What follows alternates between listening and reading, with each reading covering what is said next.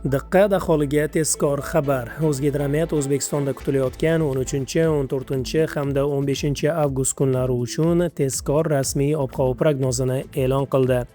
Assalomu alaykum hurmatli tomoshabinlar, kanalimizga xush kelibsiz. Ushbu videodan to'liqroq xabardor bo'lish uchun iltimos qilgan bo'lardik, videomizni o'tkazmasdan oxirigacha ko'ring va ko'rish davomida like tugmachasini bosib kanalimizga obuna bo'lib qo'yishni ham unutmang. Siz shu orqali bizning kichik mehnatimizni qadrlagan bo'lasiz. Diqqat qiling. Qoraqalpog'iston Respublikasida va Xorazm viloyatida havo biroz bulutli bo'ladi, yog'ingarchilik kutilmaydi. Shamol sharqdan sekundiga 7-12 metr tezlikda esadi. 13-14 avgust kunlari ayrim joylarda shamol 13-18 metrgacha kuchayib, chang to'zonlar yuzaga kelishi mumkin.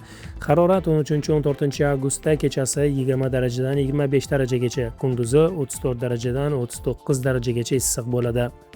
15 avgust kuni tungi harorat 18-23 darajagacha pasayadi, kunduz esa havo 30-35 daraja atrofida bo'ladi. Buxoro va Navoiy viloyatlarida ham havo biroz bulutli bo'ladi, yog'ingarchilik kutilmaydi. Shamol sharq tomondan 7-12 metr sekundiga tezlikda harakat qiladi. 13 avgust kuni shamol kuchayishi mumkin, ayrim joylarda chang to'zonlari kuzatilishi ehtimoli bor. Havo harorati kechasi 21-26 daraja atrofida bo'ladi, kunduzi 13 avgustda 37-42 daraja.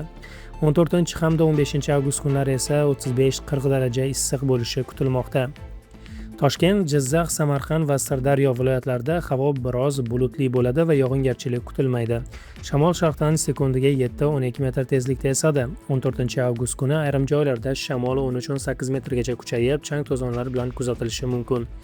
Kechalari harorat 21-26 daraja bo'ladi, kunduzi esa 13 avgustda 37-42 daraja. 14-15 avgust kunlari esa 35-40 daraja issiq bo'lishi prognoz qilinmoqda. Qashqadaryo va Surxondaryo viloyatlarida 3 kun davomida havo biroz bulutli, ammo asosan quruq bo'ladi, yog'ingarchilik kutilmaydi. Shamol sharqdan sekundiga 7-12 metr tezlikda esadi. 14 avgustda ayrim joylarda 13-18 metrgacha kuchayishi mumkin. Bunday paytda chang to'zonlar kuzatilishi ehtimoli bor. Kechasi havo 21-26 daraja iliq, kunduzi esa 37-42 daraja jazirama issiq bo'lishi aytilmoqda.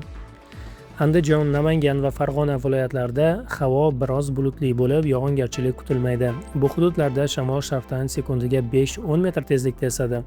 Kechalari harorat 21-26 daraja atrofida bo'ladi, kunduzi 13-14 avgust kunlari 35-40 daraja issiq bo'ladi. 15 avgust kuni esa 33-38 darajagacha pasayishi kutilmoqda. Respublikaning tog'oldi hududlarida havo biroz bulutli, ayrim joylarda esa o'zgaruvchan bo'ladi. 13-14 avgust kunlari ba'zi joylarda qisqa muddatli yomg'ir yog'ishi va momaqaldiroq kuzatilishi mumkin. 15 avgustda yog'ingarchilik kutilmaydi.